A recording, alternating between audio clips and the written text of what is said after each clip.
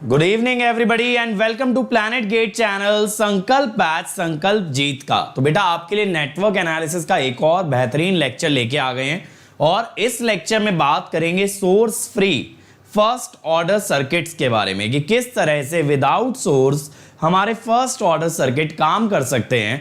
मैंने आपको अभी तक ये बताया कि फर्स्ट ऑर्डर सर्किट होते क्या हैं, यानी कि जिसके अंदर एक एनर्जी स्टोरेज एलिमेंट रहे, यानी कि एल या फिर सी।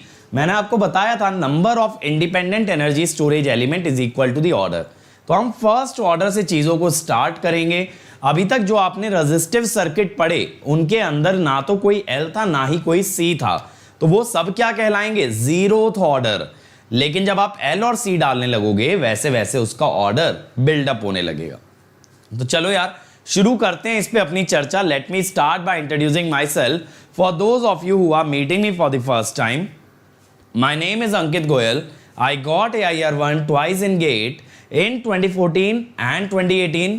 I was awarded President of India Gold Medal in the year 2013 when I graduated from IIT Indore.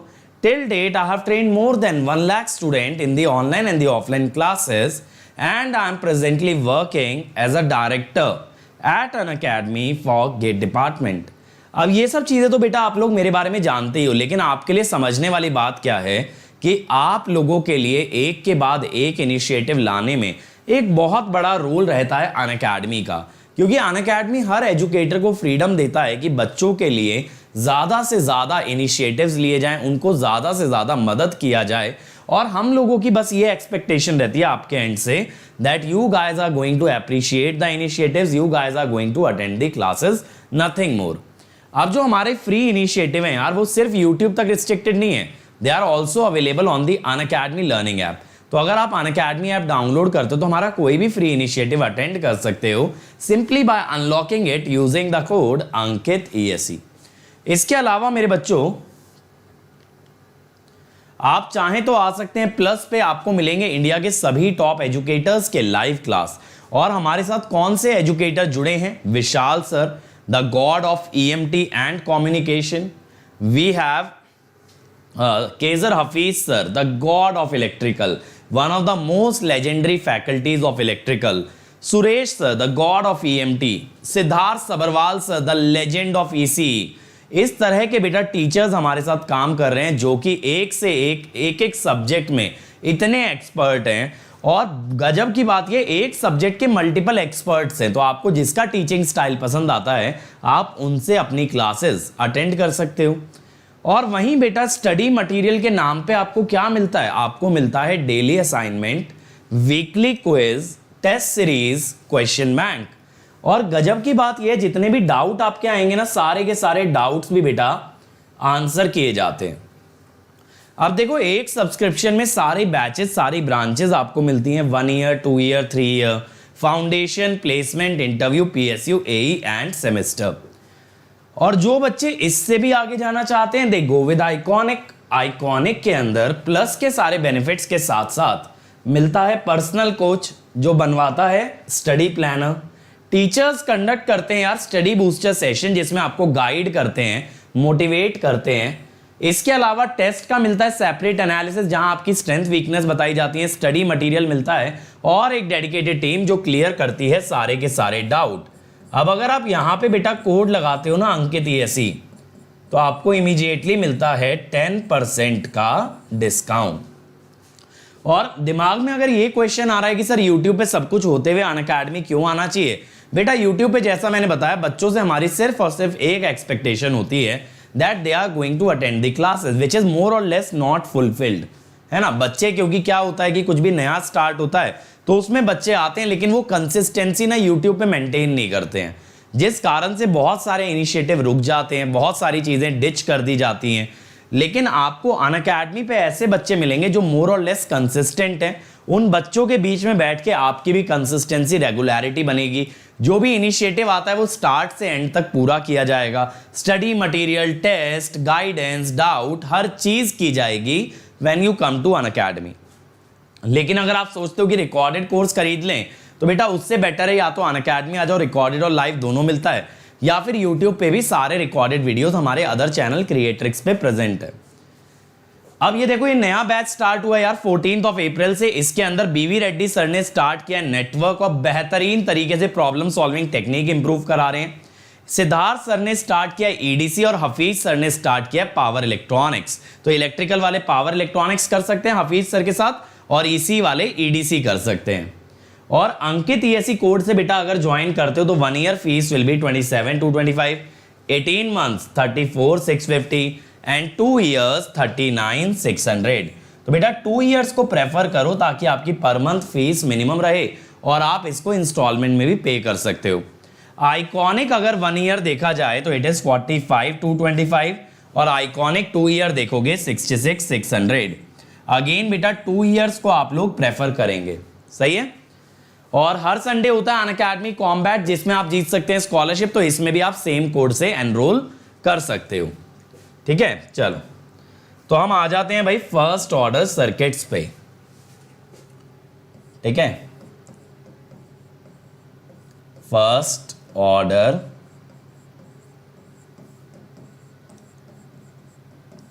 Circuits, ठीक है। अब देखो, जैसा मैं आपको बता रहा था इस लेक्चर के बिगिनिंग में कि फर्स्ट ऑर्डर सर्किट वो होते हैं जिनके अंदर एक एनर्जी स्टोरेज एलिमेंट होता है, यानी कि या तो इंडक्टर होगा या तो कैपेसिटर होगा, both will not be there. तो इस तरह के नेटवर्क्स को हम कहते हैं फर्स्ट ऑर्डर सर्किट। तो ये वाला एक पहले पॉइंट नोट डाउन कर लो। First order circuits are those, first order circuits are those which only have one energy storage element, which only have one energy storage element, either L or C, either L or C, ठीक है। अब आज का जो हमारा topic है that is source free first order circuit. अब देखो, किसी भी नेटवर्क को ऑपरेट कराने के लिए obviously you need power, you need energy. अब पॉइंट ये आता है कि भाई अगर नेटवर्क में सोर्स नहीं है तो ये पावर, ये एनर्जी कहां से आ रहा है। तो इसका एक सिंपल सा आंसर है कि जो भी आपका एनर्जी स्टोरेज एलिमेंट है उसके अंदर कुछ ना कुछ एक इनिशियल स्टोर्ड एनर्जी है जो कि आपके नेटवर्क को ऑपरेट करा रही है। यानी आप बाहर से एनर्जी सप्लाई नहीं कर रहे हो, जो भी उसकी स्टोर्ड एनर्जी है उसी का यूज करते हुए you are operating the network. तो that is how source free first order circuits work. तो ये वाला पॉइंट लिखना, in a source free network, in a source free network we do not supply any energy, we do not supply any energy for the network to operate, we do not supply any energy for the network to operate, but whatever energy is stored in the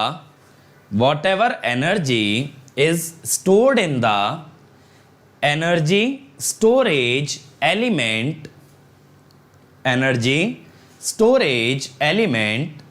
helps to operate the network,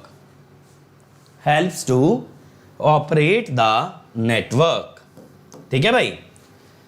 तो यानी अगर inductor है उसमें कुछ energy हो सकती है, सी है तो सी में कुछ एनर्जी हो सकती है, और वही एनर्जी आपकी नेटवर्क चलाने के काम में आ रही है, सही है। अब इसके अंदर हम स्टार्ट करते हैं अपने पहले नेटवर्क से, that is source free RC circuit, ठीक है। Source free RC circuit. अब इसके अंदर देखो क्या होता है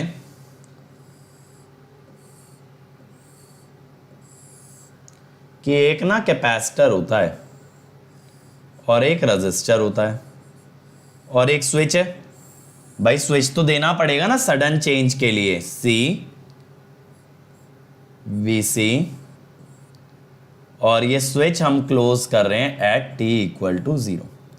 अब यहां पे बेटा इनिशियल कंडीशन आपकी क्या है, यहां पे आपकी बच्चों इनिशियल कंडीशन ये है इनिशियल कंडीशन मैं पहले से दे रहा हूं।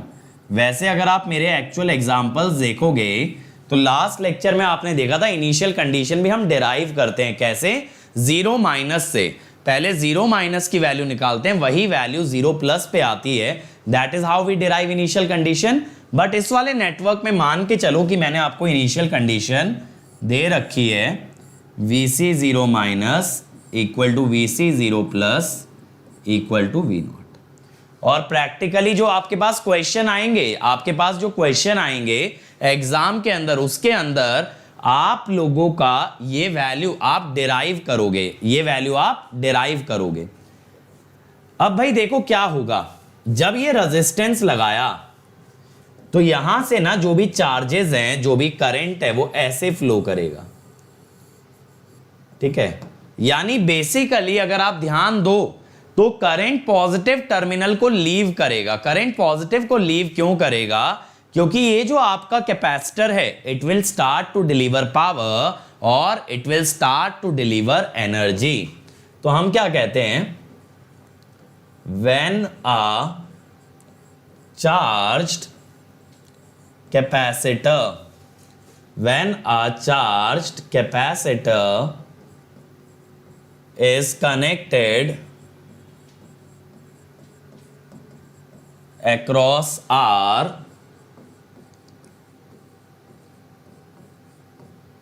current flows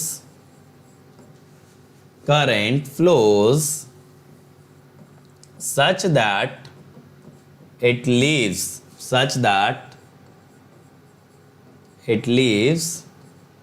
positive terminal of C। ठीक है, so that capacitor delivers energy. जब भी तो इसकी स्टोर्ड एनर्जी यूज होगी। भाई ये एनर्जी ले तो सकता नहीं, रेजिस्टेंस के पास तो कोई एनर्जी होती नहीं। रेजिस्टेंस तो बस क्या करता है, इलेक्ट्रिकल एनर्जी को हीट में कन्वर्ट करता है, वो अपनी तरफ से किसी को एनर्जी नहीं दे सकता। लेकिन ये जो कैपेसिटर है ये अपनी एनर्जी किसे देता है, रेजिस्टेंस को। अब याद करो जब हम चार्ज कंजर्वेशन पढ़ रहे थे ना, तो मैंने आपसे एक बहुत ब्यूटीफुल क्वेश्चन पूछा था कि जब ये कैपेसिटर डिस्चार्ज होता है तो इसका चार्ज जाता कहां है, जिसमें बहुत सारे बच्चों का ये आंसर था कि सर वो चार्ज जो है ना हीट बन जाता है। जबकि बेटा प्रैक्टिकली ऐसा पॉसिबल नहीं है कि कभी भी चार्ज हीट बन जाए। एक्चुअली चार्ज फ्लो करता है एक प्लेट से दूसरी प्लेट तक, जिस कारण से दोनों प्लेट का नेट चार्ज आपका रिड्यूस हो जाता है, नेट चार्ज आपका घटने लगता है। That is what happens when we talk about this capacitor. ठीक है, अब यहां पे क्या है कि करंट देखो पॉजिटिव से निकल रहा है, तो मैं क्या कहूंगा कि Vc माइनस KVL लगाए IR इक्वल टू 0। अब I जो है ना मेरे भाई, आप I लिखोगे माइनस CdVc/dt। ऐसा क्यों? मैंने आपको बता रखा है साइन कन्वेंशन कि जब भी कैपेसिटर के पॉजिटिव टर्मिनल से करंट निकले तब करंट होता है माइनस CdV/dt। ऐसे अगर इंडक्टर के पॉजिटिव टर्मिनल से करंट निकले तो वोल्टेज होती है माइनस LdI/dt। पॉजिटिव में एंटर करता है तो प्लस, पॉजिटिव से लीव करता है तो माइनस साइन। ठीक है, तो dVc/dt प्लस Vc/RC इज 0। ये बन गई डिफरेंशियल इक्वेशन। देखो ऐसे ही मैंने आपको ना ऑर्डर रिलेट कराया था। डिफरेंशियल इक्वेशन का जो ऑर्डर होता है वही नेटवर्क का ऑर्डर है, और यहां ये नजर आ रहा है it is a first order differential equation. And यहां एनर्जी स्टोरेज एलिमेंट भी कितना है, 1। तो ऑर्डर 3 चीजों के बराबर होता है, order of transfer function, order of differential equation, and third is the number of energy storage element. अब आप यहां वेरिएबल सेपरेशन मेथड लगा सकते हो for solving the differential equation. Variable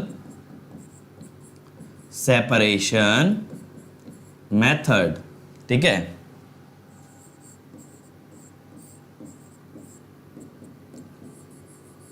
dVc/dt sorry dVc/Vc is minus dt/RC।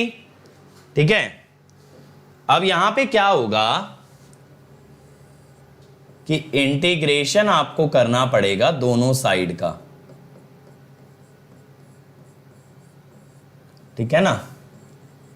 अब आप जब integrate करते हो ना मेरे भाई, तो आप ये बोलते हो कि 0 टाइम पे वोल्टेज दे रखी थी V0 और t टाइम का मुझे पता नहीं है ना, t टाइम का मुझे तो निकालना ही है ना कि कितनी होगी वोल्टेज। इनिशियल V0 है ये मैं जानता हूं। अब इसके लिए जब आपने लेफ्ट हैंड साइड इंटीग्रेट करी तो ये बनी log ऑफ Vc। क्या बनी? log of Vc। और राइट हैंड साइड जब इंटीग्रेट करोगे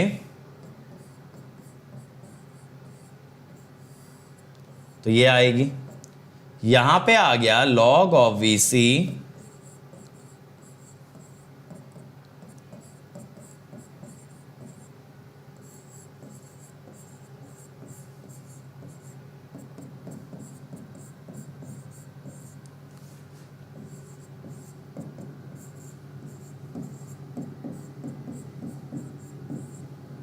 ये आ गया। ठीक है,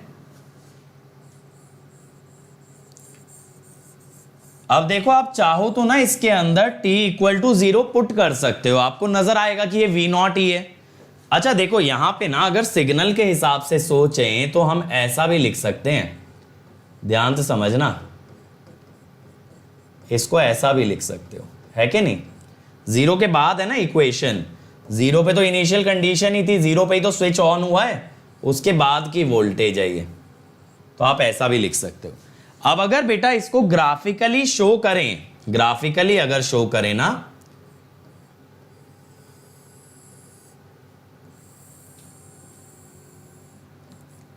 तो कैसी आती है ग्राफ? Vc versus t। आप लोग मेरे साथ साथ लिखते भी चला करो, डेरिवेशन वगैरह में ज्यादा कुछ ना सोचने वाला पार्ट होता नहीं है, प्योरली मैथमेटिकली तो है इस टाइप से। ठीक है, एक्सपोनेंशियली डीकेइंग, ये ग्राफ जो आएगा दैट इज एक्सपोनेंशियली डीकेइंग। मेरे को लगता है e की पावर -x का ग्राफ तो मैक्सिमम बच्चों को आता होगा यार, एक्सपोनेंशियल डीके। ठीक है, इनिशियल वैल्यू V0 है और ग्रेजुअली वो डाई आउट होता जा रहा है। अब देखो Vc को लिखने का एक तरीका और होता है, ऐसे, यहां पे जो टाउ है ना ये क्या कहलाता है? This is called as the time constant और इसकी वैल्यू होती है RC। ठीक है, RC सिंपल है, RC होती है। बहुत सारे बच्चे जिन्होंने कॉलेज लेवल पे, स्कूल लेवल पे नेटवर्क किया होगा वो जानते होंगे कि सर टाउ तो RC होता है, ऐसी कोई बहुत बड़ी चीज नहीं बता दी है मैंने, लेकिन इसका फिजिकल सिग्निफिकेंस आज आपको समझाता हूं। ठीक है, इसका फिजिकल सिग्निफिकेंस बहुत अच्छे वे में देखते हैं ताकि आपको समझ आए ये टाउ की परिभाषा। तो इसके लिए मैं क्या करता हूं, एक टेबल बनाता हूं। ठीक है, क्योंकि मैक्सिमम बच्चे जो है ना टाउ के फॉर्मूले तक पढ़े रहते हैं। हो सकता है बहुत सारे लोगों ने, मैं ये नहीं कहता इसके आगे भी पढ़ा हो, बिल्कुल हो सकता है। देखो मेरे को जो है ना Vc की वैल्यू कुछ कुछ टाइम पे चाहिए, मुझे टाउ पे चाहिए, 2 टाउ पे चाहिए, 3 टाउ पे चाहिए, 4 टाउ पे चाहिए, 5 टाउ पे भी चाहिए। ठीक है, कैसे निकालनी है? देखो कैसे निकालनी है, यहां पे आपको वैल्यू पुट करनी है, यहां पे आपको वैल्यू पुट करनी है। वेरिएबल सेपरेशन के बाद क्या किया? अरे मेरे भाई ये रहा ना dt इसके साथ ले गए, Vc नीचे ले आए, यही तो किया है। ऐसा समझ लो पूरी इक्वेशन को dt से मल्टीप्लाई कर दिया है। ठीक है, चलो अजब गजब सवाल पूछते हो कभी कभी। अब देखो मेरे भाई, अगर आप यहां पे ना t को टाउ रखोगे तो e की पावर -1 बनेगी, e की पावर -1 बनेगी, तो e की पावर -1 है 0.3678 V0। ठीक है, अब इसके बाद यहां पे t की जगह 2 टाउ रखो, 2 टाउ अगर रखोगे तो ये बनेगा e की पावर -2, e की पावर -2, तो ये बना 0.1353। ठीक है, ऐसे ही 3 टाउ रखोगे, e की पावर -3 0.00 497, ठीक है। 4 टाउ रखोगे 0.00183, ठीक है। और बेटा 5 टाउ रखोगे तो 6.73 इंटू 10⁻³ V0। अच्छा, चाहो तो ना इसको परसेंटेज में भी कन्वर्ट कर लो, चाहो तो इसको परसेंटेज के अंदर भी कन्वर्ट कर सकते हो आप, ज्यादा अच्छी क्लैरिटी मिलती है। ये जो नंबर्स आ रहे हैं ना, देखो मैं लिखता हूं VC as percentage of V0। V0 का कितना परसेंटेज है? यह है 36.78,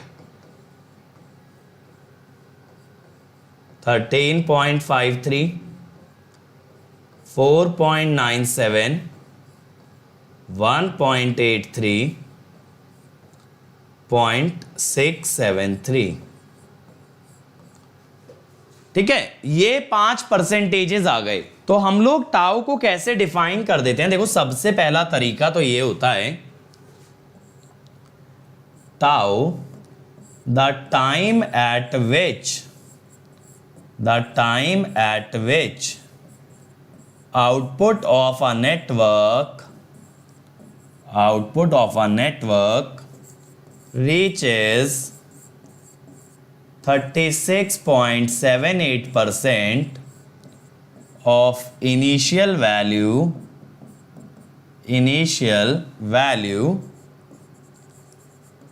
is called time constant, ठीक है, is called as time constant। वैसे पता है इसको टाइम कांस्टेंट बोला क्यों गया? देखो मैं बताता हूं। अगर आप ये डिफरेंशियल इक्वेशन देखोगे ना, तो आप ये बोल सकते हो कि यहां पे जो VC है, अगर आप देखोगे यहां से आप ऐसा बोल सकते हो ना, -RC, या ऐसा समझ लो कि ये जो रेट है ये VC के प्रोपोर्शनल है, और प्रोपोर्शनैलिटी कांस्टेंट कितना है? प्रोपोर्शनैलिटी कांस्टेंट है 1/RC।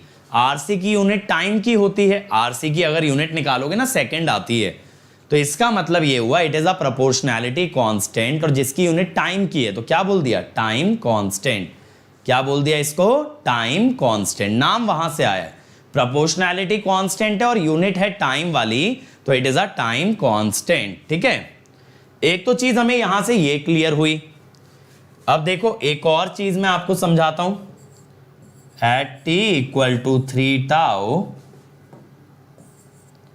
at t = 3 tau, VC is less than 5% of V0।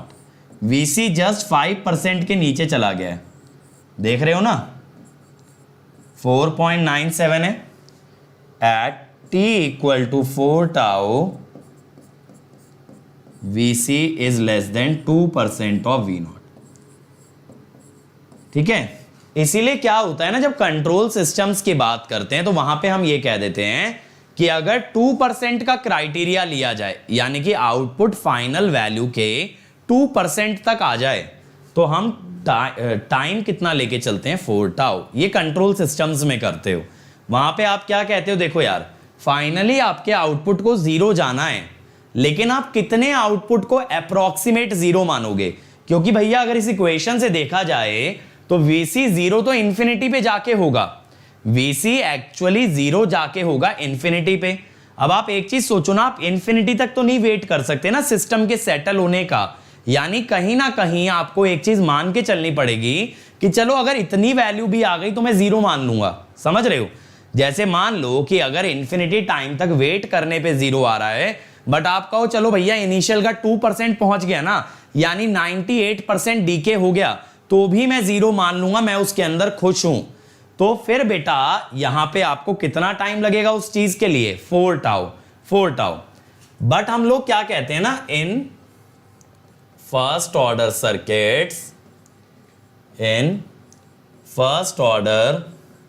Circuits हम लोग ऐसा कहते हैं सेटलिंग टाइम, यानी कि जब आउटपुट 0 के नियर अबाउट सेटल हो चुका है, दैट इज 5 टाउ। कंट्रोल में तो 2% क्राइटेरिया लेके 4 टाउ कर देते हैं, लेकिन नेटवर्क के अंदर हम ये कहते हैं कि भैया फाइनली सेटल होगा कहां पे जाके, 5 टाउ पे, 5 टाउ पे। समझ आया? क्योंकि ये वैल्यू कितनी हो गई, 1% से भी कम हो गई, 0.5% के अप्रोक्सीमेट हो गई। तो बेटा अगर मान लो जैसे कोई इंस्ट्रूमेंट है आपका, अब वो रीडिंग तब देगा जब सिस्टम सेटल हो जाएगा। अब आप रीडिंग लेने के लिए इनफाइनाइट टाइम तक तो नहीं ना वेट करोगे कि भाई बैठे हैं सालों तक, आज रीडिंग लेनी थी लेकिन 4 साल बाद ले रहे हैं, ऐसा तो नहीं करोगे। ऑब्वियसली कहीं ना कहीं अप्रोक्सीमेट करना पड़ेगा। जिस टाइम पे आप कहोगे चलो भैया इतनी एक्यूरेसी भी सही है, 0 नहीं मिल रहा तो 0 के करीब की वैल्यू भी मुझको चलेगी, तो कितनी वैल्यू पे चलता है, 5 टाउ पे। 5 टाउ पे आप क्या मान लेते हो, आउटपुट ऑलमोस्ट बिकम्स 0। आप 5 टाउ पे मान लेते हो ऑलमोस्ट बिकम्स 0, 0 का वेट नहीं कर सकते। अब ये तो चलो ऐसी बात है जो कि ज्यादातर लोग जानते हैं, बट बेटा ये याद रखना ये कंट्रोल में यूज होता है कि 3 टाउ वाला होता है, इसको कहते हैं 5% क्राइटेरिया, और 4 टाउ वाले को कहते हैं 2% क्राइटेरिया। मतलब समझ रहे हो ना 5% 2% का। इसका मतलब ये, अगर मैं यहां पे आपको दिखाऊं ना, देखो मेरी बात को समझना, मैं आपको ग्राफिकली भी दिखा देता हूं। ये एक्सपोनेंशियली डिकेइंग आया। अब देखो ये हुआ 3 टाउ, ठीक है। यहां पे क्या हुआ 0.05 V0 अप्रोक्सीमेटली, वैसे तो 0.0497 होगा, ठीक है। फिर ये आया 4 टाउ,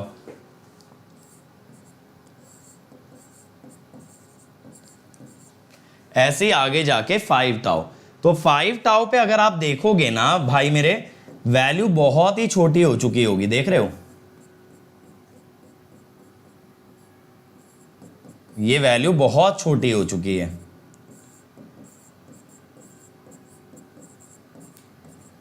तो इसको आपने मान लिया कि ठीक है भाई इतनी वैल्यू है तो इसको 0 ही कह देते हैं, इससे छोटा क्या जाएंगे।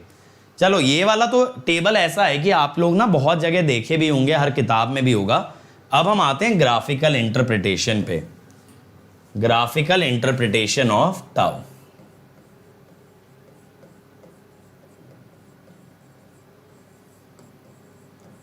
ग्राफिकल इंटरप्रिटेशन,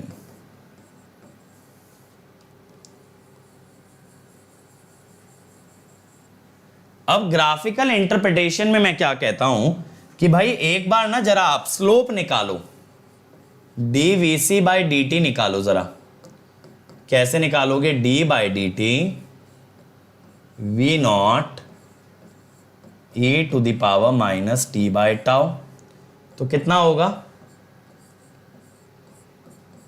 है ना, ये आ गया ना। अब देखो यार मेरा पॉइंट ये है कि अगर ये मेरा ग्राफ है Vc का, ध्यान से समझना, ये Vc versus T, Vc versus T जो है ना कुछ इस तरह का है। अब मैं ये कहता हूं मेरे बंधु कि यहां पे अगर मैं टेंजेंट ड्रॉ करूं, ठीक है, ये टेंजेंट मैं कहां ड्रॉ कर रहा हूं, 0 पे। 0 पे मैं अगर एक टेंजेंट ड्रॉ करूं, अगर टेंजेंट ड्रॉ करोगे टेंजेंट के लिए स्लोप चाहिए होगा, तो मैं क्या कहता हूं टेंजेंट का जो स्लोप है, slope of tangent is basically slope of Vc, slope of Vc at t equal to 0। कितना होगा t इक्वल टू 0 पे, -V0/टाउ। अब स्ट्रेट लाइन की इक्वेशन कैसे लिखते हो, एक इक्वेशन आपको याद होगी, y minus y0 is equal to mx minus x0। तो y यानी कि यहां पे Vc जो कि है V0, m ये हो गया slope, x minus x0, x axis पे कहां पे पॉइंट ले रहे हो, जीरो पे, यही वाला पॉइंट है ना, देखो यही तो पॉइंट आप लेके चल रहे हो, V naught sorry 0 comma V naught, x comma y होता है ना, तो 0 कॉमा वी नॉट, इस पे ही तो टेंजेंट बना है। अब यहां पे देखो, यहां पे y जो है ना वो vc है बेसिकली, v नॉट। अब मैं आपसे कहता हूं कि इस टेंजेंट का x इंटरसेप्ट क्या है, x इंटरसेप्ट ऑफ टेंजेंट। अब आप किसी भी लाइन का, किसी भी ग्राफ का x इंटरसेप्ट कैसे निकालते हो, आप y को 0 कर देते हो। अगर y 0 हो गया मेरे भाई, तो यहां पे t कितना आया, टाउ। इस बात से क्या समझे, ये जो इंटरसेक्शन है भैया ये टाउ पे आता है, ये जो इंटरसेक्शन है ये किधर आता है, टाउ पे। तो इसका मतलब ये हुआ मेरे भाई, अगर मैं बात करूं यहां स्टेडी स्टेट वैल्यू की, तो स्टेडी स्टेट वैल्यू है 0, क्योंकि फाइनली कर्व सेटल हो रहा है 0 पे, कर्व फाइनली 0 पे सेटल हो रहा है, तो स्टेडी स्टेट वैल्यू है 0। तो मैं ये कहूंगा अगर आप इनिशियल पॉइंट पे टेंजेंट ड्रॉ करते हो तो it intersects the steady state value at t equal to tau, it intersects the steady state value at t equal to tau. समझ में आया? तो ये वाला पॉइंट लिखना, if a tangent is drawn to the capacitor voltage, if a tangent is drawn to the capacitor voltage at t equal to 0, then it intersects the steady state value, bracket में लिखो Vc equal to 0, steady state value bracket में लिख लो Vc equal to 0 at t equal to tau, समझ गए? अब खासियत ये है, अगर आप चाहो तो डिराइव भी कर सकते हो आगे, कि अगर आप टाउ पे टेंजेंट बनाते तो ये कट करता 2 टाउ पे, कहां कट करता, 2 टाउ पे। ऐसे ही अगर 2 टाउ पे बनाया होता, तो ये कट करता 3 टाउ पे, ऐसे चलता है। सही है? 0 पे बनाओगे तो इंटरसेक्शन टाउ पे बनाओगे तो 2 टाउ पे, 2 टाउ पे बनाओगे तो 3 टाउ पे। फॉर्मूला मेथड यही है। जैसे मान लो टाउ पे टेंजेंट बनाना है, टाउ पे टेंजेंट बनाने के लिए आपको ना ये कोऑर्डिनेट फिगर आउट करने हैं। ये है टाउ और v naught e to the power -1। कैसे निकाला? इसमें टाउ डाल दिया, तो क्या आया, v naught e to the power -1, ये हो गया y कोऑर्डिनेट, ये हो गया x। और स्लोप आप यहां से निकालोगे t को टाउ डाल के, स्लोप का तो ये फॉर्मूला है ना, यहां t को टाउ डाल देना, स्लोप आ जाएगा। तो आपको 3 चीजें ही तो चाहिए ग्राफ की इक्वेशन के लिए। आपको क्या क्या चाहिए, y एक्सिस का इनिशियल पॉइंट, x एक्सिस का इनिशियल पॉइंट और स्लोप। तो ये तो मैंने आपको x नॉट और y नॉट दे दिया कोऑर्डिनेट्स, स्लोप यहां से आ गया, इक्वेशन लिखना और फिर से क्या निकाल देना, x इंटरसेप्ट। तो वो आपका आएगा 2 टाउ, यानी टाउ पे ड्रॉ किया हुआ टेंजेंट कहां जाके टकराता है, 2 टाउ पे।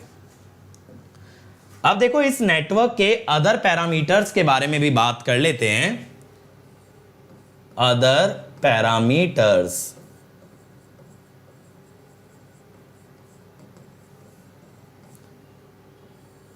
ठीक है। अब अदर पैरामीटर्स क्या होंगे, सबसे पहली अगर मैं बात करूं, फटाफट निकालते चलते हैं क्योंकि अब ये चीज मैथमेटिकल है।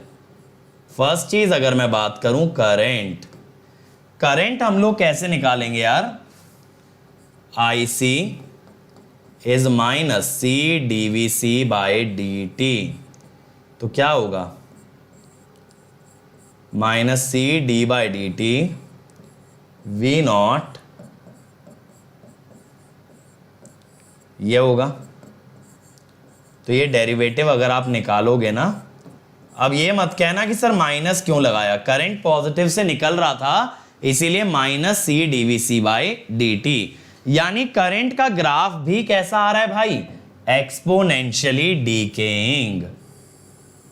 अगर हम करंट के ग्राफ की भी बात करें I वर्सेस t, तो ये भी आ रहा है एक्सपोनेंशियली डीके। ये है V0 bye R initial value.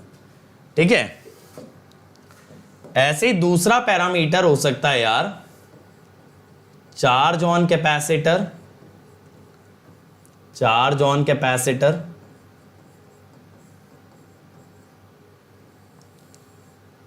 अब यहां पे कितना होगा, सिंपल है फंडा,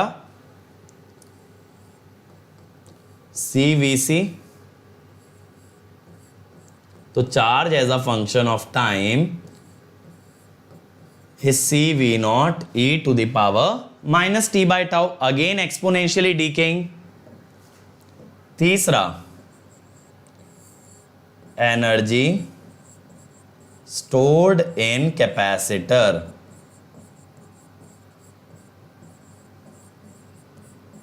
कि कैपेसिटर में कितनी एनर्जी आपकी स्टोर्ड है। अब ये समझना U ऑफ t, मैंने बताया था ना इंस्टेंटेनियस एनर्जी होती है।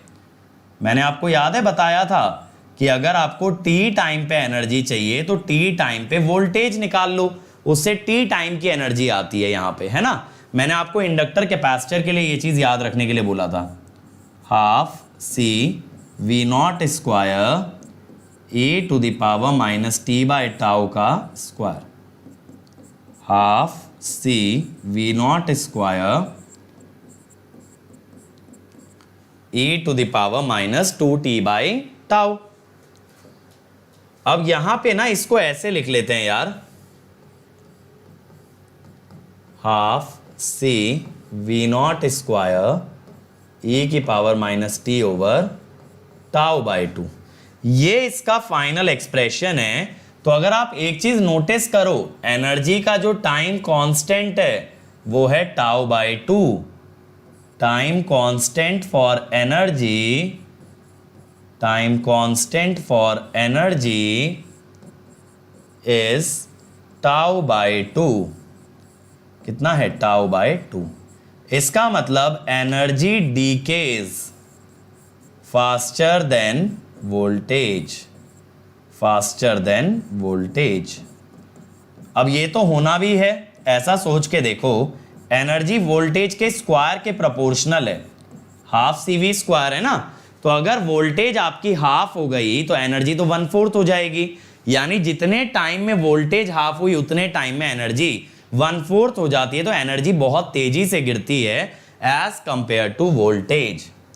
ठीक है, इसके बाद अपना चौथा parameter, power dissipated in resistance, power dissipated in R।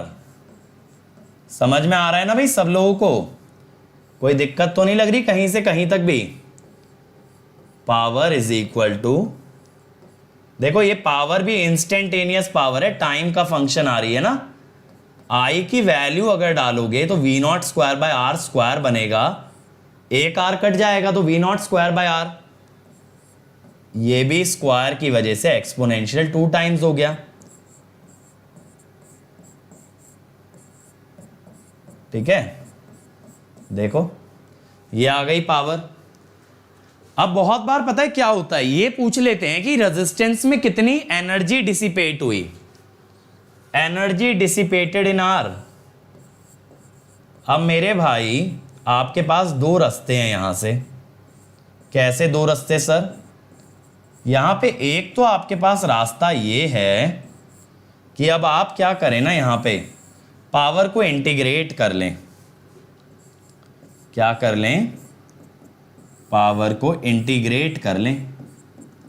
लेकिन भाई इंटीग्रेशन वगैरह कौन ही करे। मैं क्या बोलता हूं कि पावर एनर्जी रेजिस्टेंस में उतनी डिसिपेट हुई होगी जितनी कैपेसिटर में घटी। एक चीज सोच के देखो ना, एनर्जी कंजर्वेशन से अगर सोचें तो रेजिस्टेंस ने कितनी एनर्जी को हीट में कन्वर्ट किया होगा, जितनी एनर्जी का लॉस हुआ कैपेसिटर में। तो मैं कहता हूं कि by energy conservation, by energy conservation energy dissipated in R is equal to energy lost by C. Energy lost by C, ठीक है। तो ये कितना होगा, इनिशियल एनर्जी देखो UCI minus UC, initial minus जो भी उस टाइम पे है। तो देखो इनिशियल कितनी थी, उसकी वोल्टेज V0 थी ना इनिशियल,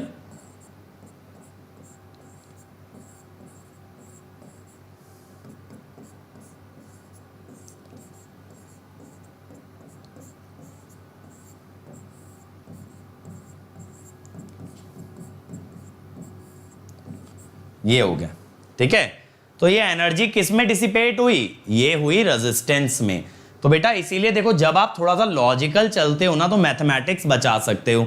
अगर आप यहां एनर्जी कंजर्वेशन लगाते हो तो सोच के देखो कितनी मैथमेटिक्स बच गई, पूरा इंटीग्रेशन हमने स्किप कर दिया, सही है।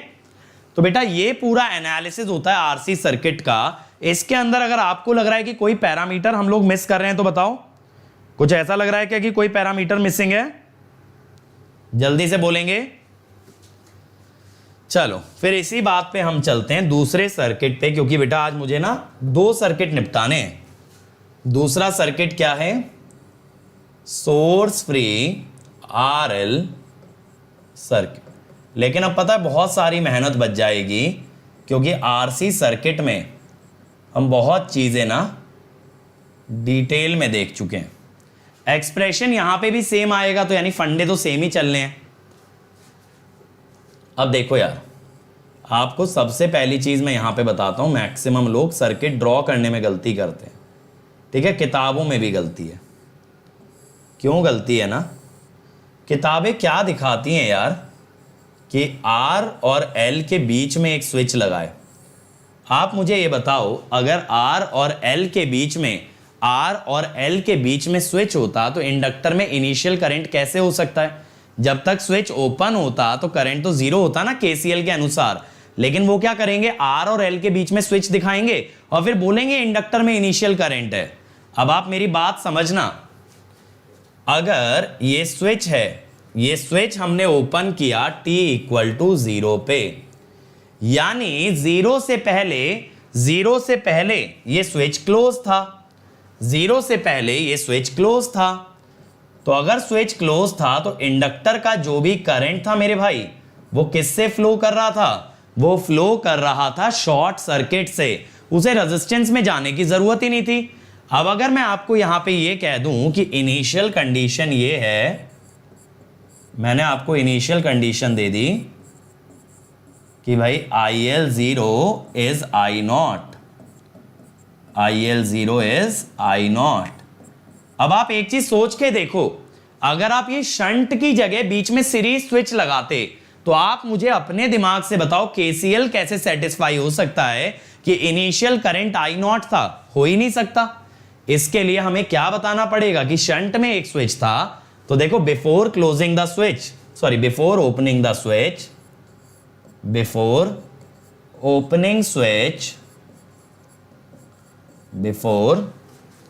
ओपनिंग स्विच, ठीक है, IL flows through short circuit, ठीक है, and once switch opens, IL is forced to flow through R, मजबूरी है ना, इंडक्टर का करंट अचानक से तो नहीं ना बदलेगा, तो इसको R से जाना पड़ेगा भाई। कहां से जाएगा, जाना तो है, अचानक से बदल तो सकता नहीं, तो मजबूरी है कहां से जाएगा, फिर रेजिस्टेंस में से जाएगा। तो अब हम यही कहते हैं कि ये इंडक्टर का करंट रेजिस्टेंस में से जा रहा है। रेजिस्टेंस में से अगर जा रहा है ऐसे, तो प्लस माइनस कैसे हुए, प्लस माइनस, और पैरेलल में तो पोलैरिटी वोल्टेज की सेम ही रहती है ना। तो यानी इंडक्टर के पॉजिटिव टर्मिनल से करंट निकल रहा है। based on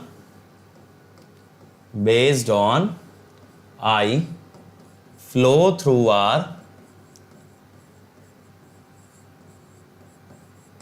voltage polarity can be determined, voltage polarity can be determined, and we can see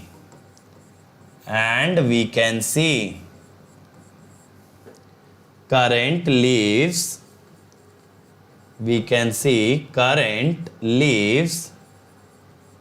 positive terminal of L, so L delivers energy। ठीक है, तो देखो L के अंदर पहले से कुछ एनर्जी स्टोर्ड थी।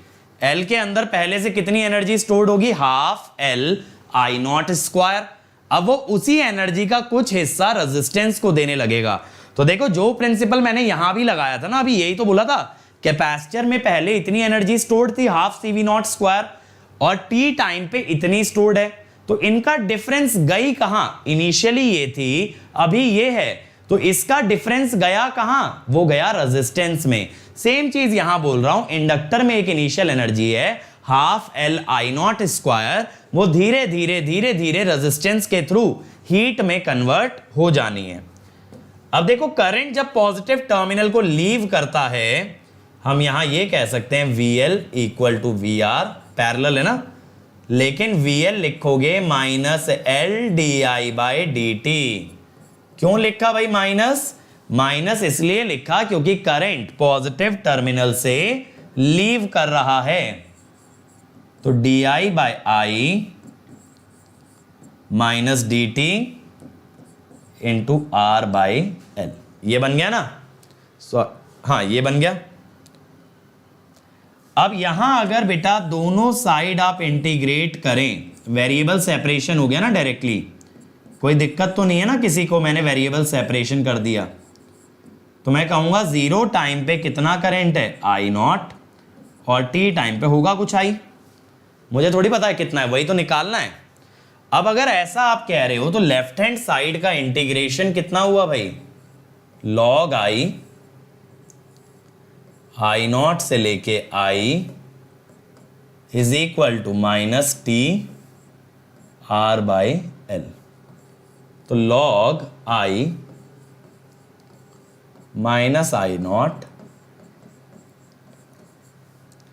तो log of I over I naught minus T R/L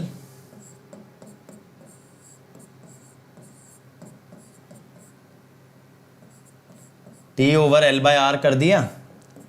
देखो अब सेम इक्वेशन बन गई ना भाई, बस पहले ये V नॉट में थी, अब ये किस में आ गई? I नॉट में।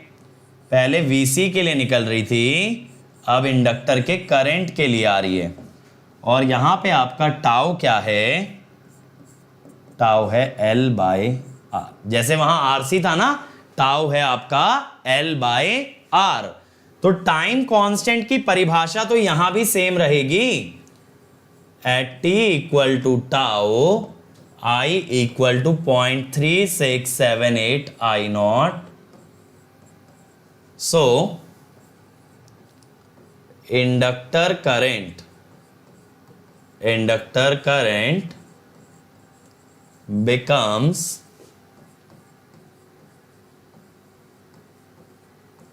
36.78% of initial value। ठीक है, 36.78% ऑफ इनिशियल वैल्यू, यही तो था। अभी जब हमने पीछे भी देखा था, दोबारा से मैं सारी टेबल नहीं बनवा रहा, टेबल एग्जैक्टली सेम बनेगी, तो टाइम क्यों वेस्ट करें? सेटलिंग टाइम हमने क्या बोला था? अगर 5% क्राइटेरिया लेते हो तो दैट इज 3 टाउ, 2% क्राइटेरिया लेते हो तो दैट इज 4 टाउ, और बेटा अगर नेटवर्क्स की बात करें तो नेटवर्क्स में हम क्या लेके चलते हैं 5 टाउ। ये हम जानते हैं ना, यहां पे कितना हो जाएगा 0.673% ऑफ आई नॉट, इतना छोटा हो जाता है। ठीक है, 0.673% ऑफ आई नॉट।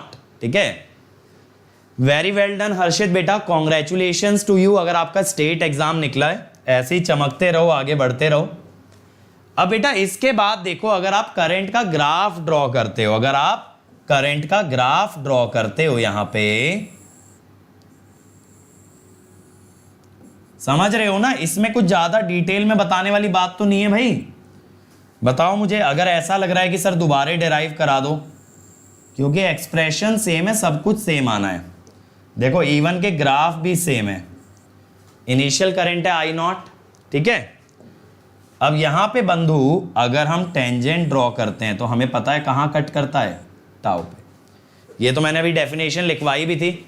तो जो भी मैंने आपको फंडे दिए हैं ना, वो आरसी सर्किट तक ही रुकेंगे नहीं, वो फर्स्ट ऑर्डर सर्किट के लिए, यानी कि आरसी हो या आरएल हो, दोनों में चलेगा। समझ आया? और ऐसे ही मैंने बताया था आगे भी अगर टेंजेंट ड्रॉ करोगे, टाउ पे करोगे तो 2 टाउ, इस तरह से चलेगा। ठीक है, 2 टाउ पे करोगे तो 3 टाउ। क्लियर है ना यहां तक? चलो अब इसके बाद अदर पैरामीटर्स निकाल लेते हैं मेरे भाई। अदर पैरामीटर्स में सबसे पहले वोल्टेज। वोल्टेज तो देखो दोनों में सेम ही होगी, पैरेलल हैं, तो VR इक्वल टू VL। अब देखो या तो आप LdI/dt करके निकाल लो भाई, या तो आप LdI/dt करके निकाल लो, वरना आसान रास्ता पकड़ो ना IR। भाई जब मैं कह रहा हूं दोनों की बराबर है पैरेलल के हिसाब से, तो रेजिस्टेंस से निकालो, आसान है।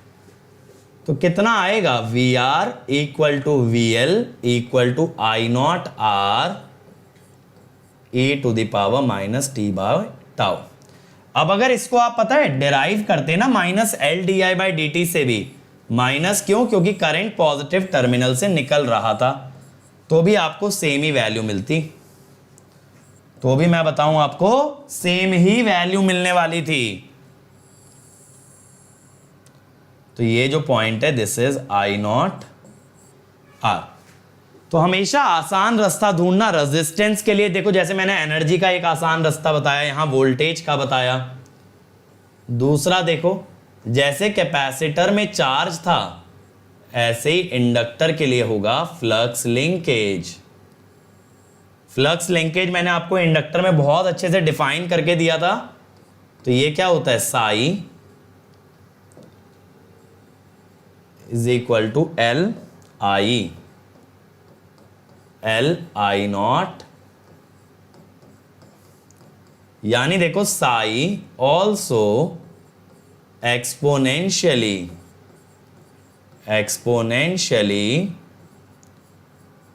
decays with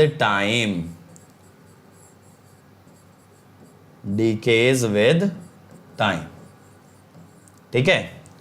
अब इसके बाद तीसरा क्या होगा, करंट, वोल्टेज और फ्लक्स लिंकेज आ गया। अब यहां कर low energy stored in L।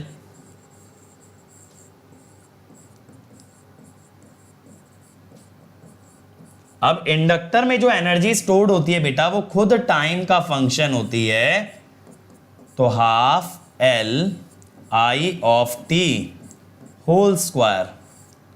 ठीक है, ये होती है इंस्टेंटेनियस एनर्जी। I की वैल्यू डालोगे तो I नॉट स्क्वायर। ठीक है, अब मुझे लगता है स्पीड में चीजें पकड़ पा रहे होगे यार, क्योंकि ये सब अभी अभी जस्ट डिराइव करके आए हो, है ना। तो यहां पे मैंने बताया भी था एनर्जी का टाइम कांस्टेंट हाफ हो जाता है, tau energy is tau by 2, so energy decays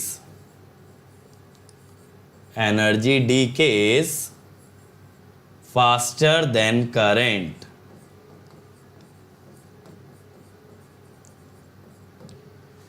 energy current से तेज डीके करती है भाई, अब इसके बाद चौथा,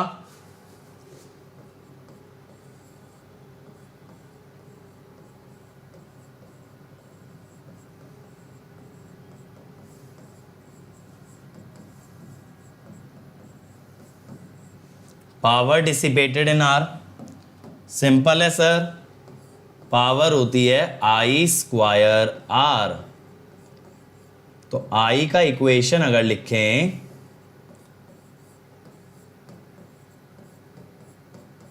तो इसको भी ऐसे ही लिख सकते हो। देख रहे हो सब चीजें एक्सपोनेंशियली डीकेइंग है, बस पावर और एनर्जी का टाइम कांस्टेंट बदल जाता है। ठीक है, हाँ ये आई नॉट स्क्वायर आएगा। Thank you. अब इसके बाद लास्ट क्या बचता है? लास्ट बचता है एनर्जी डिसिपेटेड इन आर। अब देखो बंधु, एनर्जी डिसिपेटेड की जब हम बात करते हैं तो एनर्जी डिसिपेटेड बहुत इजी है, इसको हम एल्जेब्रिकली निकालेंगे। It is the energy lost by inductor. Inductor में जितनी एनर्जी लॉस्ट हुई that is the energy going to a register.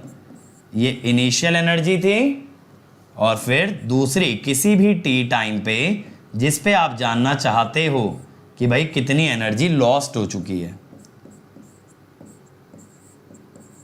ठीक है, आप ये जानना चाहते हो ना, मान लो कि 5 सेकंड तक कितनी एनर्जी चली गई, तो आप 5 सेकंड रखोगे टाइम को। तो ये जो एनर्जी लॉस्ट है मैं लिख भी देता हूं, देखो ये आई, ये क्या है? It is lost between, lost from 0 to t, 0 से लेके टी तक इतनी एनर्जी लॉस्ट हुई है रजिस्टर में या डिसिपेट हुई है। अब देखो यार, पिछले लेक्चर तक हमने ये समझा था कि कैसे हम लोग निकालते हैं इनिशियल और फाइनल कंडीशन। इस लेक्चर में मैंने आपको आरसी और आरएल सर्किट समझाया और इंट्रोड्यूस किया टाइम कांस्टेंट। तो अगर बेटा आप टाइम कांस्टेंट भी निकालना सीख गए तो हो जाएगी आपकी जिंदगी सफल ट्रांजिएंट में, क्योंकि यही 3 पैरामीटर लगते हैं। क्या क्या? Initial condition, final condition and tau. ये 3 पैरामीटर लगते हैं आंसर निकालने में। ठीक है, ये 3 parameter. How to compute tau? Find R Thevenin across C और एल। थेवेनिन रेजिस्टेंस निकालना आता है ना? कैसे? यूज केस 1, 2 या 3 बेस्ड ऑन नेटवर्क। लेकिन किसके अक्रॉस निकालना है? एल या सी के। ठीक है, ओपन सर्किट सी और L and then compute across those terminal। ठीक है, आपको नेटवर्क में जब आप थेवेनिन निकालते थे तो आपको टर्मिनल बताए जाते थे ना, ए बी के अक्रॉस निकालो।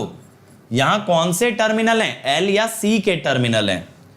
फिर कुछ भी नहीं है बेटा, टाउ आर सी है आर टी एच इंटू सी और टाउ आर एल है L by R T H. सोचो कितना सिंपल है। यहां भी आपकी थेवेनिन्स थ्योरम आ जाएगी। आपको आर टी एच निकालना है और सी के across R T H into C कर दोगे एल में, L by R T H. और यश जो आपकी क्वेरी है बेटा, मैं आज ही स्टार्ट किया हूं लिंक। लो, बस डोमेन नेम बदल गया, बाकी लिंक सेम है। ठीक है, ये रहा, यहां मिल जाएंगी स्पेशल। सही है? तो बेटा ये अगर आप याद रखोगे then you can solve any problem, you can solve any problem. तो ये वाला प्रॉब्लम एक बार ट्राई करना यार घर पे, ये मैं आपके लिए छोड़ के जा रहा हूं। ये वाला प्रॉब्लम ट्राई करना, कल यहीं से शुरू कराऊंगा। ठीक है, मैं देखना चाहता हूं आप लोग खुद से निकाल पाओगे या नहीं। टाउ थेवेनिन में आपको पता है ना, सोर्सेज हटा देते हैं, इसका टाउ आप लोगों ने निकालना है। यहां एक से ज्यादा कैपेसिटर हैं लेकिन वो कंबाइन हो सकते हैं, तो ये आपका होमवर्क है आज का। कल हम यहां से ही क्लास अपनी स्टार्ट करेंगे, ठीक है। और कल मैं आपको first order source free circuit के क्वेश्चन बताऊंगा। कल तो नहीं, मतलब मंडे कंटिन्यू करेंगे। कल मैराथन रहेगा क्रिएट्रिक्स चैनल पे 4 बजे से 7 बजे तक, जिसमें डिस्कस करेंगे मैग्नेटिक मटेरियल। तो ये आपके लिए रह गया होमवर्क, ये आपको डन करना है, ठीक है। ये कब डन करना है? आपको मंडे तक डन करना है। उसके बाद फर्स्ट ऑर्डर के क्वेश्चन देखेंगे, फिर सोर्स वाले सर्किट्स पे चलेंगे जहां सप्लाई गिवन होगा, ठीक है। और जो बच्चे अनअकैडमी ज्वाइन करना चाहते हैं बेटा जल्दी से ज्वाइन कर लो using code Ankit ESE। 1 year fees will be 27,225, 18 months 34,650 और 2 ईयर 39,600। 2 ईयर्स के लिए जाना, पर मंथ कॉस्ट मिनिमम है और आप इंस्टॉलमेंट में भी पे कर सकते हैं। Iconic 1 year with Ankit ESE 45,225, 2 year 66,600। Again prefer going for 2 years. और बेटा ये है मेरा अनअकैडमी प्रोफाइल जहां आप मुझसे चैट कर सकते। So thank you everyone, please do like share subscribe and comment below the video कि आपको वीडियो कैसा लगा। अब हम लोग मिलेंगे 7:30 बजे स्पेशल क्लास में, जिसका लिंक मैंने आपको बता दिया है। और ये स्पेशल क्लास 7:30 बजे होगी, इंडक्शन मशीन के क्वेश्चन प्रैक्टिस करेंगे। Thank you.